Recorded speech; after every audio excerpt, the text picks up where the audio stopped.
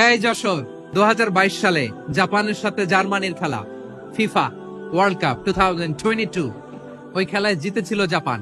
22 সালের এই FIFA world কাপে জাপান ফুটবল খেলায় জিতে, as a part of their celebration তারা খেলার পরে পুরো স্টেডিয়ামটারে ক্লিন করে, the fan base of Japan, লক্ষ লক্ষ মানুষ খেলা দেখতে যায়, তো এত ডাস্টবিনও তো নাই, তো যারা ডাস্টবিনে জায়গা পায় নাই তারা এই যে চকলেটের প্যাকেট, পানির বোতল, চিপসের প্যাকেট তারা এদিকে সেদিকে রেখে দিয়েছে।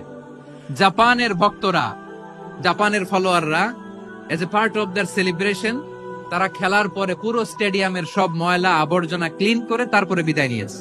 তাদেরকে কি ক্লিন করার দায়িত্ব দেওয়া হয়েছিল? এই যশোর, জাপানের যে ছেলেরা খেলা দেখতে গেছিল ওদেরকে কি ক্লিন করার দায়িত্ব দিছিল? তারা কি স্টেডিয়ামের পরিচ্ছন্নতা কর্মী?